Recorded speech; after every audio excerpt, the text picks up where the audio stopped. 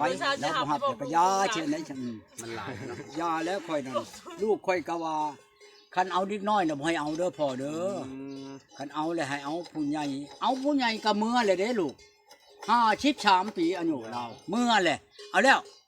53บ่พอกินนี่เอาแล้ว50เท่าใดฉันว่าลูกชายนั่นเดี๋ยวนี้นั่นคันเจ้าสิเอาใหม่นี่ให้เอา60เด้อพ่อปอโตจิบ่ชักมันกระเท่าหยังบ่มันสินึ่งเข้าเป็นบ่เฮ้ยว่ะบ่เป็นก็เจ้านึ่งให้มันกิน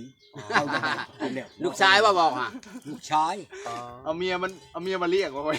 หรือว่าเอาเมียมาเลี้ยงฉันกันกับชื่อควายเอามากินหญ้านำเฮาจูงเลาะคันบ่บ่น้อมเจ้าสิเอาบ่ไปโอ้บ่แล้วอย่าเอาฉันเขาว่าเนี่ย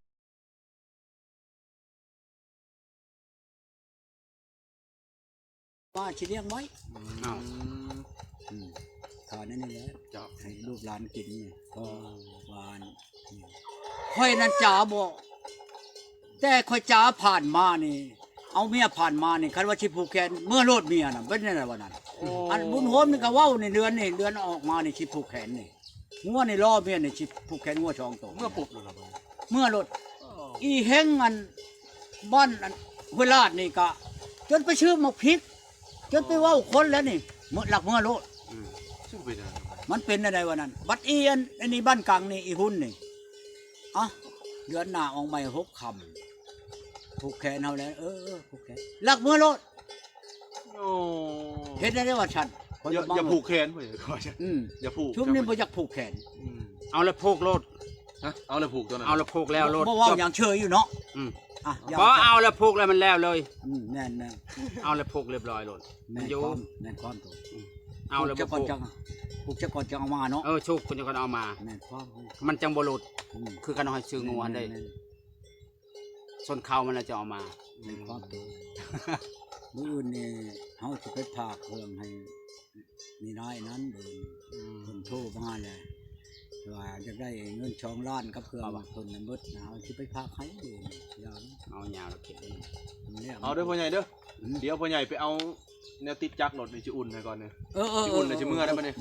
โอเคนะพ่อใหญ่เนาะขอจบคลิปเป็นเด้อพ่อใหญ่เด้อสบายดีเด้อพ่อใหญ่สบายดีอยู่ดีมีเฮงว่าให้ติดรถเบิ่ง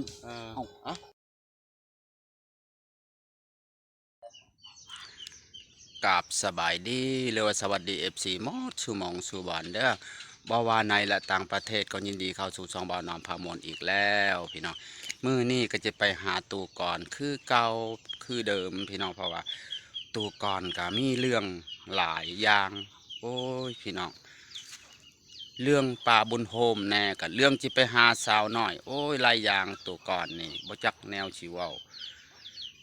สับป่นคนเลไปพี่น้องเอ้ยมือ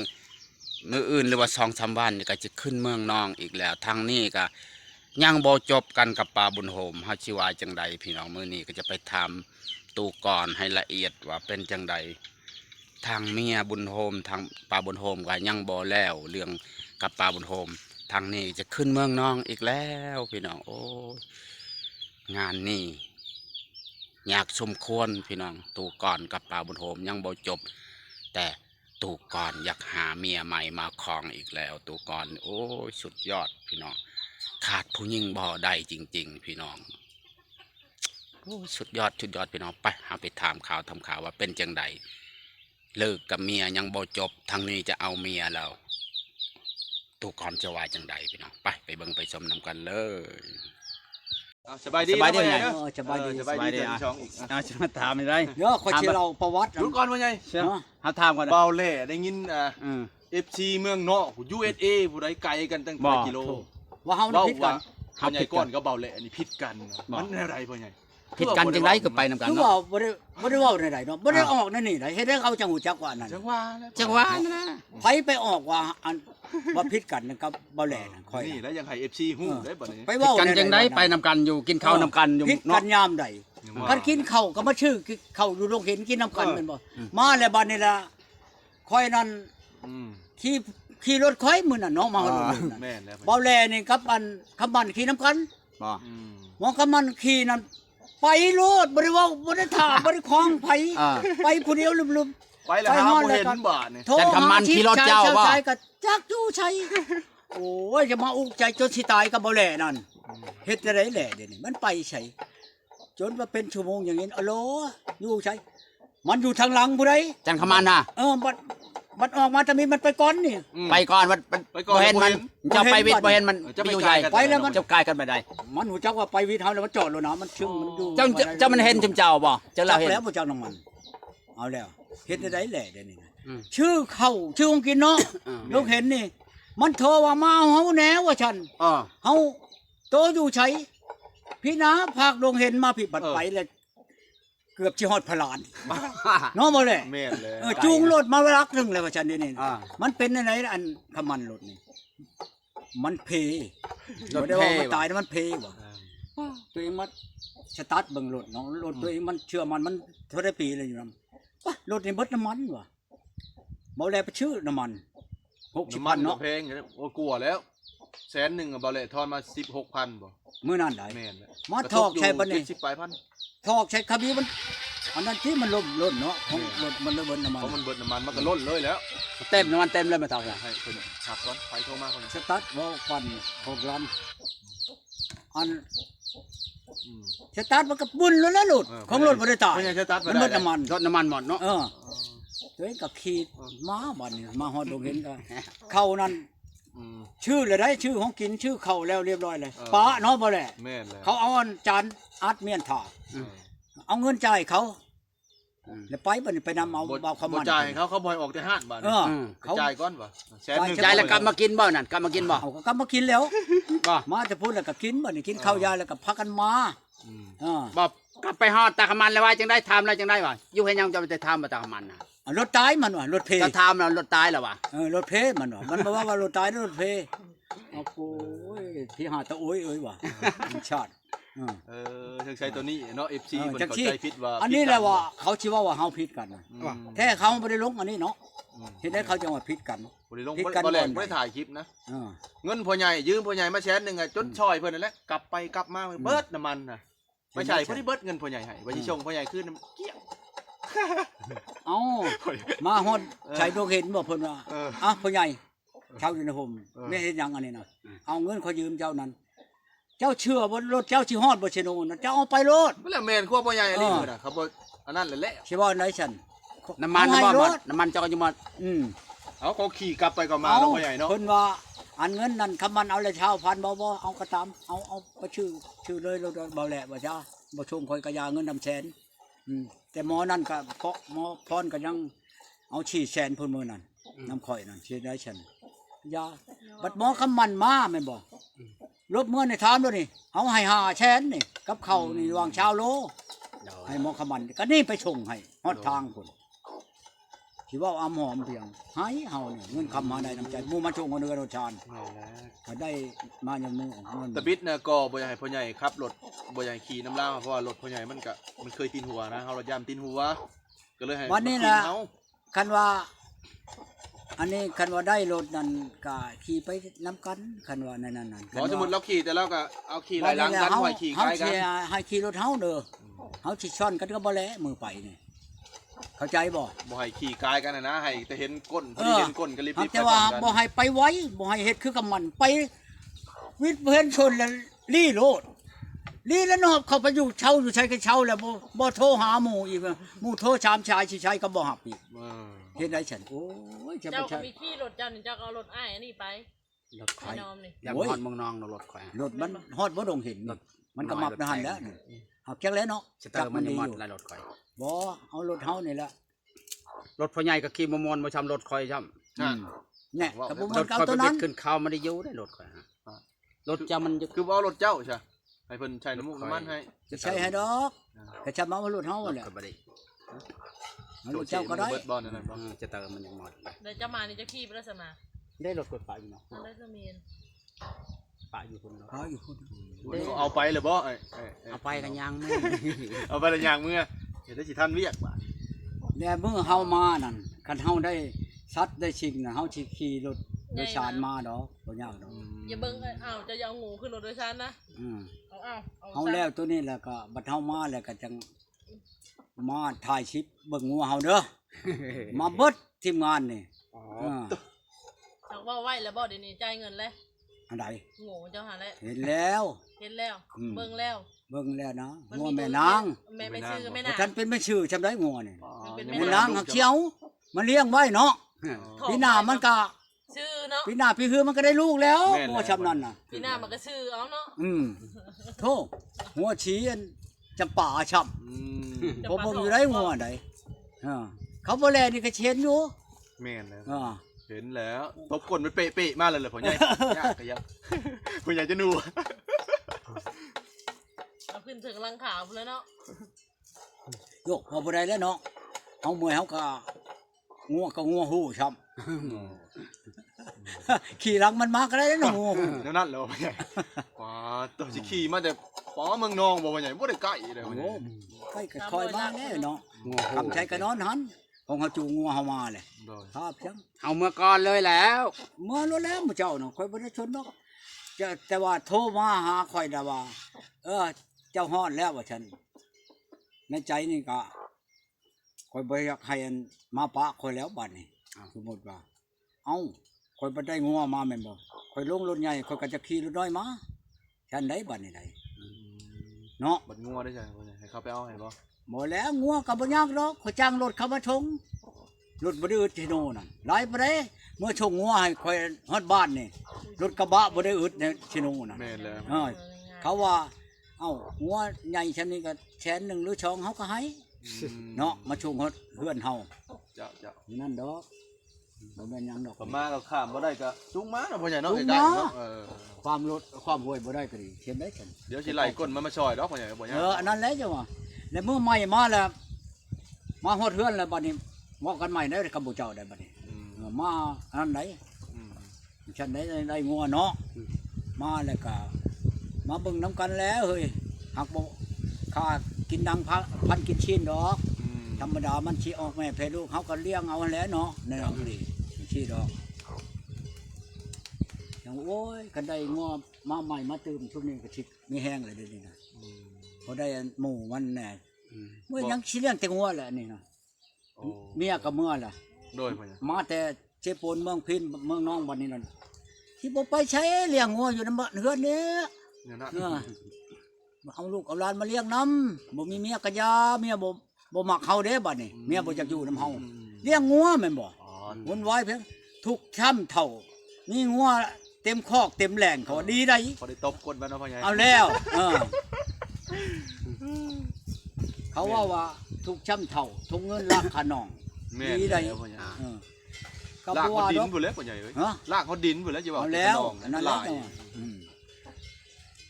ทุกนี่ทุกเดี๋ยวนั้นใครได้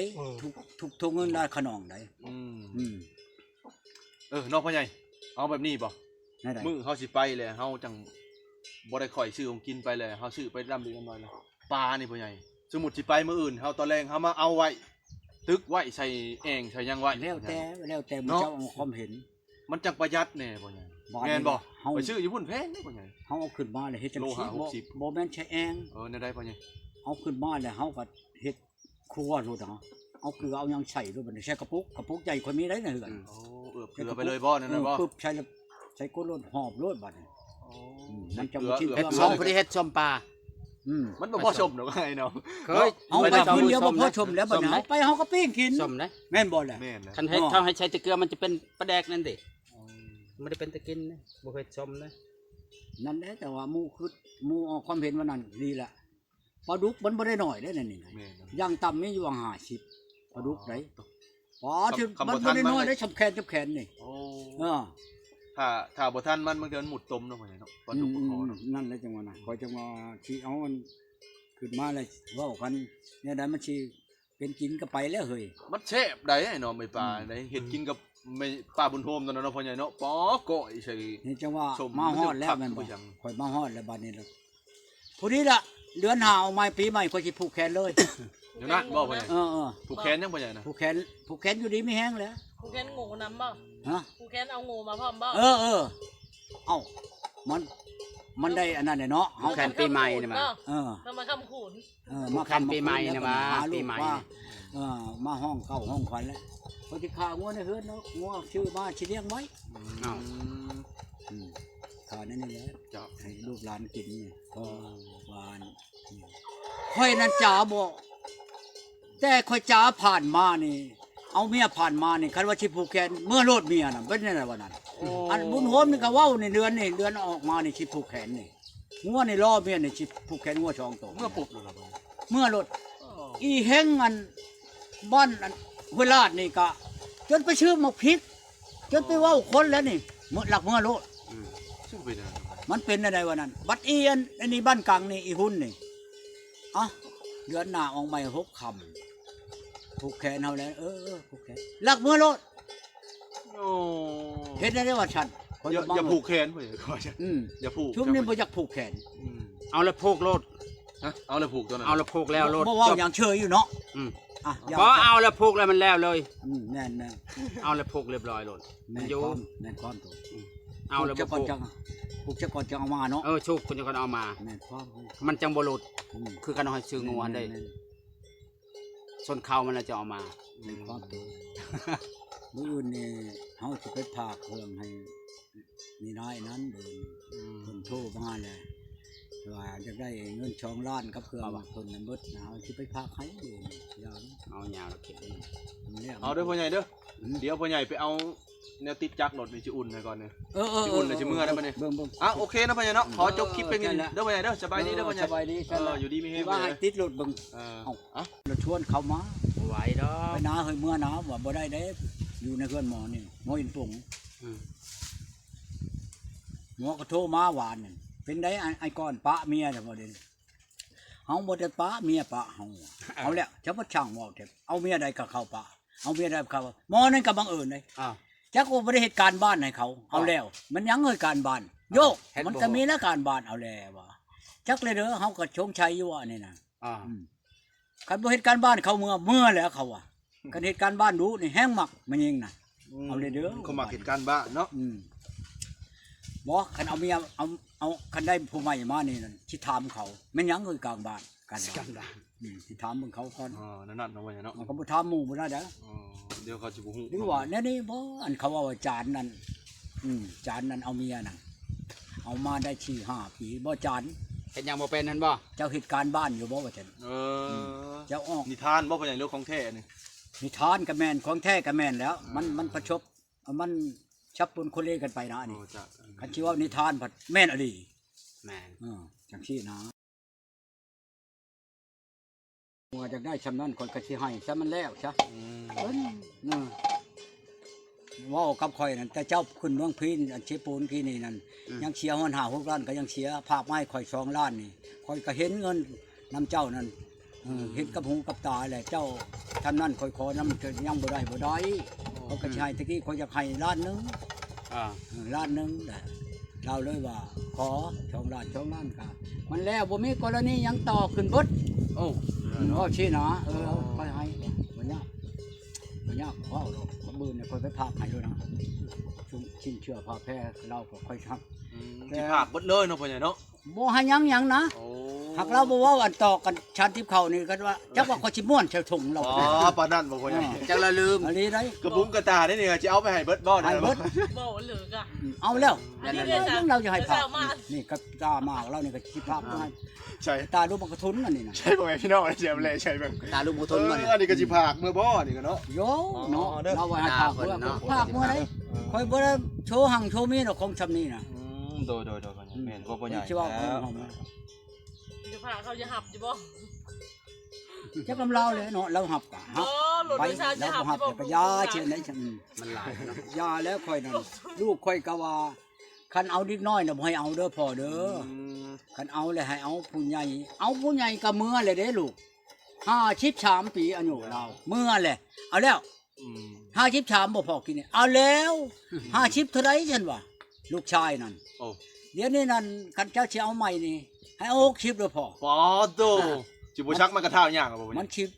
นึ่งเข้าวเป็นบ่เฮ้ยวะบ่เป็นก็เจ้านึ่งให้มันกินเอาอย่างนั้นกินแล้ว ลูกชายว่าบอกฮะ ลูกชาย เอาเมียมาเลี้ยงบ่พ่อใหญ่หรือว่า เอาเมียมา เอา เลี้ย ว่า งมีอันนี้ ฉันกันกับชื่อควายเอามากินหญ้านำเฮาจูงเลาะคัน บ่มาน้อมเจ้าสิเอาบ่พ่อใหญ่ โอ้โห บ่ แล้วอย่าเอาฉันเขาว่าเดี๋ยวนี้ช ชื่อเอากระปุกไปแดกที่เพื่อขึ้นไปให้เขานะฮะบ่เช่านะไปแดก บ่พูนหั่นเขาบ่ได้มีปลาแดกปลาดา บ่มี กิน ปลาแดก บ่มีหยัง เออ ปลาแดกกินก็บ่มีได้อยู่พุ่นน่ะโอ้ย เพื่อนเฮาเนี่ย